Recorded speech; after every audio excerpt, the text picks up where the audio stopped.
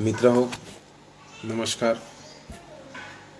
आज हम मिलिंद प्रश्न का पारायण लेने वाले हैं। पारायण मतलब कोई कर्मकांड नहीं है, उसके अंदर दिया हुआ ज्ञान हम शेयर कर रहे हैं, एक दूसरे के साथ चर्चा कर रहे हैं। तब मिलिंद प्रश्न, ऊपरी कथा।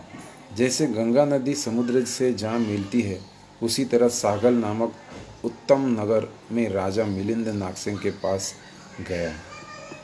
अज्ञान रूपी अंधकार को नाश करने वाले, ज्ञान रूपी प्रकाश को धारण करने वाले तथा विचित्र वक्ता नागसेन के पास राजा ने जाकर उनके विषयों के संबंध में सूक्ष्म प्रश्न पूछे। उन प्रश्नों के उत्तर गंभीर अर्थों से युक्त, हृदयगम, कर्णप्रिय, अद्भुत, अत्यंत आनंददायक, अभिधर्म और विनय के गांभीर्य से युक्त, सूत्रों के अनुकूल तथा उपमाओं और तर्कों की दृष्टि से को न्याय संगत है। शंकाओं को दूर करने वाले उन सूक्ष्म प्रश्नों को मन लगाकर प्रसन्न चित्त से आप सुने। तो मित्रों, राजा मिलिंद ने भंते नागसेन को बहुत सारे प्रश्न किए, जिससे धर्म का खुलासा हुआ, स्पष्टीकरण हुआ। और एक समय आया कि राजा भी भंते नागसेन के शिष्य हो गए। उन्होंने बौद्ध धर्म की दीक्षा ली। मित्रों, सागल नाम का जो शहर था वो बहुत खूबसूरत था, निसर्ग से भरा हुआ था और संपत्ति, साधन सबसे समृद्ध था। उसका वर्णन आपको राजा मिलिंद प्रश्न इसमें आपको मिलेगा। हम मुद्दे पे चलते हैं। पूर्व योग, उनके पूर्व जन्म की कथा। पूर्व योग का अर्थ है उनके पूर्व जन्म में किए कर्म। अतीत काल में भगवान कश्यप बुद्ध के शासन के समय गंगा नदी के समीप एक आश्रम में एक बड़ा भिक्षु संघ रहता था। वे व्रत और शील से संपन्न भिक्षु प्रातः काल ही उठकर झाड़ लेते थे। बुद्ध के गुणों को मन में लाते, आंगन को बुहारते, कूड़ों को इकट्ठा करते थे।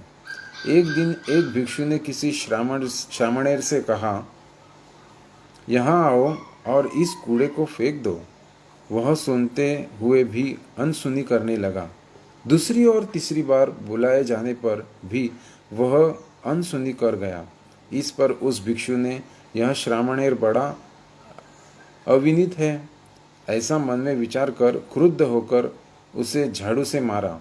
तब उसने रोते हुए डर के मारे कूड़ों को फेंकते मन में ऐसा प्रथम संकल्प किया, इस कूड़े को फेंकने के पुण्य कर्म से जब तक मुझे निर्वाण पद प्राप्त नहीं होता, तब तक मैं यह कार्य करता रहूँगा और उसके भीतर जहाँ जहाँ जन्म ग्रहण करूँ, मध्याह्न के सूर्य के समान तेजस्वी हो। ऐसा प्रथम संकल्प किया। कूड़े को फेंक कर श्रामणेर नहाने के लिए गया। गंगा नदी के घाट पर गंगा की शब्दायमान तरंगों को देखकर उसने दूसरा संकल्प किया, जहाँ जहाँ मैं जन्म ग्रहण करूँ, इन तरंगों के वेग के समान प्रत्युत्पन्न, मति और प्रतिभाशाली होऊं। उसी भिक्षु ने भी झाड़ू रखने के स्थान पर झाड़ू को रखकर नहाने के लिए घाट की ओर जाते हुए श्रामणेर के संकल्प को सुनकर मन में विचार आया, यह श्रामणेर मुझसे प्रेरित होने पर यदि ऐसा संकल्प करता है तो क्या मुझे इसका फल नहीं प्राप्त होगा। श्रामणेर मीन्स जो नवनिर्वाचित ये दीक्षा लेते हैं, सन्यासी होते हैं, उनको श्रामणेर कहते हैं। और भिक्षु जो सीनियर हो गए हैं, उनको भिक्षु कहते हैं। ऐसा विचार कर भिक्षु ने भी संकल्प किया, जहाँ जहाँ मैं जन्म ग्रहण करूँ, गंगा की तरंगों के वेग के समान प्रत्युत्पन्न मति हो और उसके पूछे सभी प्रश्नों की गुत्थियों को सुलझाने में मैं समर्थ हूँ। देवलोक तथा मनुष्यलोक में जन्म ग्रहण करते हुए उन दोनों के एक बुद्धांतर बीता। मतलब एक बुद्ध के बाद में दूसरा बुद्ध जब उत्पन्न होता है, उसके अंदर जो समय होता है, उस समय को बुद्धांतर कहते हैं। अगर आपको कोई भी प्रश्न रहे तो आप कमेंट बॉक्स में लिख सकते हैं, कमेंट बॉक्स में कमेंट कर सकते हैं। तब हम लोगों के भगवान बुद्ध ने भी उन लोगों को देखा और मांगली पूर्वतिथ्य स्थविर के समान उनके विषय में भी भविष्यवाणी की। मेरे महापरिनिर्वाण के 500 वर्षों के बाद ये दोनों जन्म ग्रहण करेंगे और जिस धर्म विनय का मैंने सूक्ष्म रूप से उपदेश किया है उसे ये प्रश्नोत्तरों, उपमाओं और युक्तियों से स्पष्ट कर देंगे। उनमें वह श्रामणेर जम्बूद्वीप के सागल नामक नगर में मिलिंद नाम का राजा हुआ। जम्बूद्वीप द्वीप मतलब भारत देश, द्वीप मतलब कोई भी द्वीप होता है समुंदर के अंदर, चारों बाजू से पानी रहता है, उसको द्वीप कहते हैं। अभी जो फिलहाल भारत की स्थिति है, तीनों बाजू से समुंदर है और एक साइड से ज़मीन है, तो उसे जम्बू द्वीप कहा जाता था पुरानी भाषा में। वहाँ बड़ा पंडित जो मिलिंद राजा था वो बहुत पंडित था, चतुर था, बुद्धिमान और समर्थ शासक था। भूत, भविष्य और वर्तमान सभी योग विधान में सावधान रहता था। उसने अनेक विद्याओं को पढ़ा था, जैसे श्रुति, स्मृति, सांख्य, योग, न्याय, वैशेषिक, गणित, संगीत, वैद्यक, चारों वेद, सभी पुराण, इतिहास, ज्योतिष, मंत्र विद्या, तर्क, तंत्र, युद्ध विद्या, छंद और सामुद्रिक, इन 19 विद्याओं में वह पारंगत था। विवाद करने में अद्वितीय और अजेय था। वह सभी तीर्थंकरों में श्रेष्ठ समझा जाता था। प्रज्ञा, बल, वेग, वीरता, धन, भोग आदि में मिलिंद राजा के समान सारे जम्बू द्वीप में कोई दूसरा नहीं था। वह महासंपत्तिशाली तथा उन्नतिशील था। उसकी सेनाओं और वाहनों का अंत नहीं था। तब एक दिन राजा मिलिंद अपनी चतुरंगिणी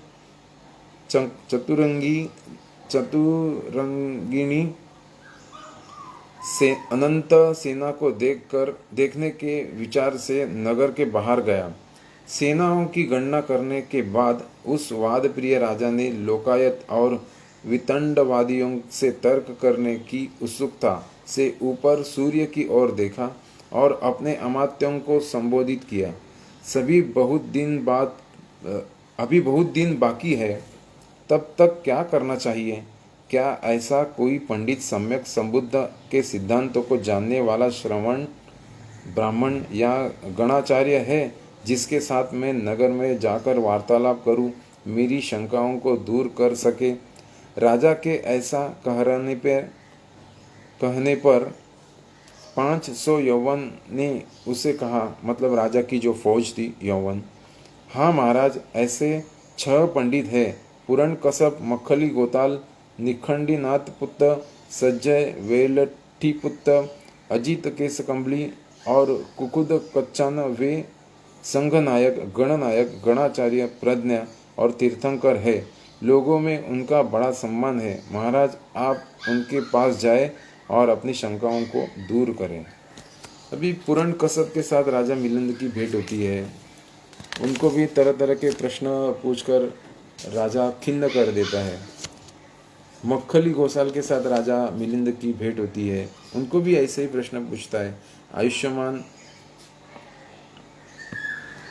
तो ऐसे प्रश्न पूछ कर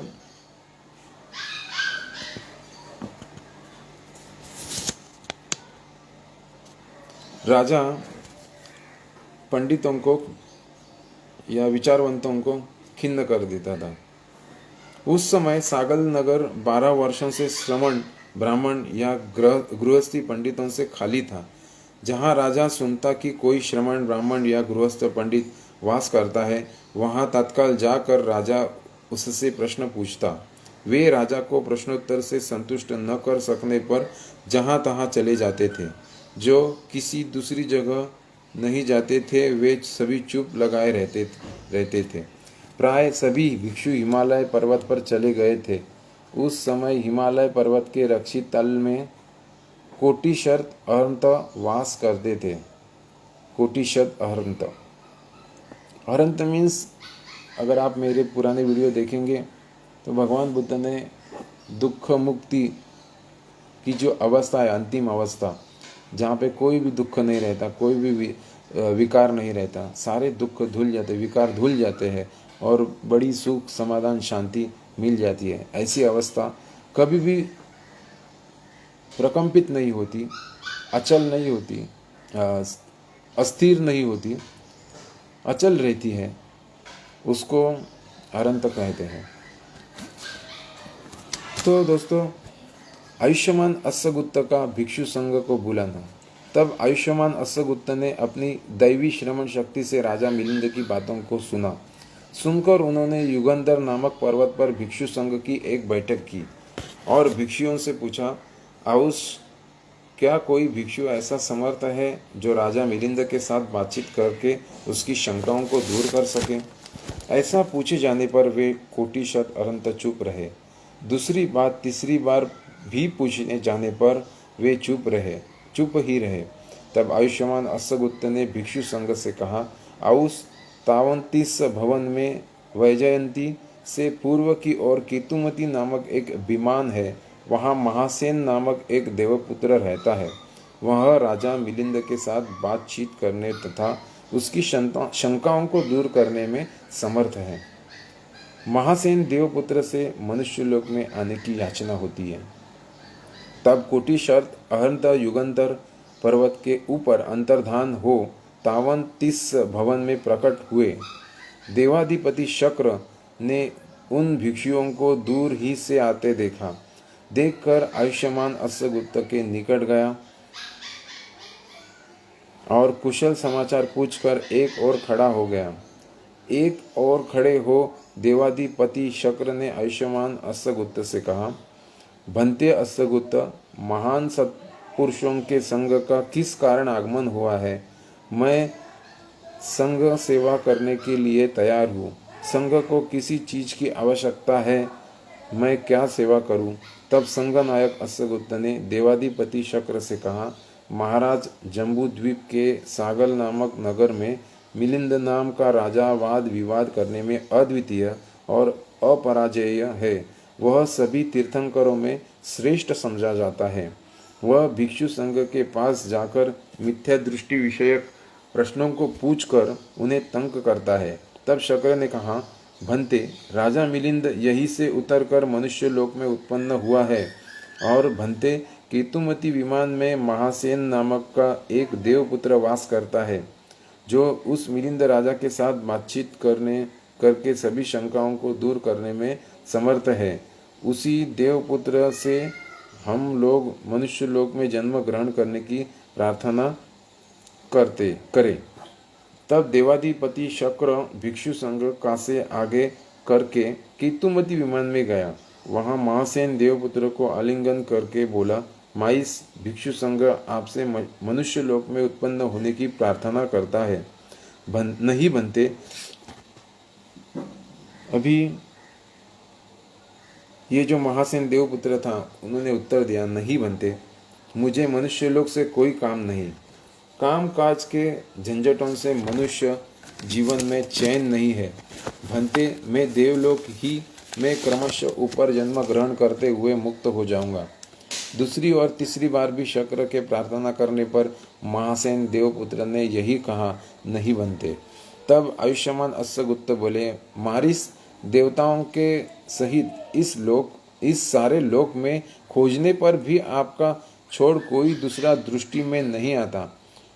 मतलब आपके सिवा दूसरा कोई नहीं है कि जो उनके साथ बातचीत कर पाए, चर्चा कर पाए धर्म के बारे में, जो राजा मिलिंद के तर्कों और काट कर शासन की रक्षा करने में समर्थ हो। मतलब भगवान बुद्ध का जो शासन है, उनकी जो धर्मवाणी है, उनका जो नियम है,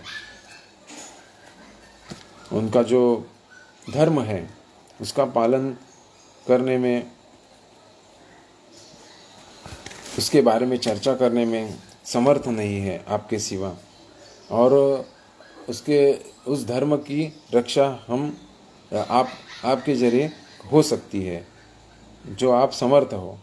भिक्षु संघ आपसे याचना करता है कि आप मनुष्य लोक में जन्म ग्रहण कर दशबल बुद्ध के शासन की रक्षा करें। यह सुनकर कि मैं राजा मिलिंद को तर्कों को काट कर शासन की रक्षा कर सकूंगा, महासेन अत्यंत आनंदित हुआ। उसने ऐसा वचन दे दिया, बहुत अच्छा बनते, मैं मनुष्य लोक में जन्म ग्रहण करूंगा। तब वे भिक्षु देवलोक में इस काम को कर तावंतिस लोक में अंतर्धान हो हिमालय पर्वत के रक्षतल प्रदेश में प्रकट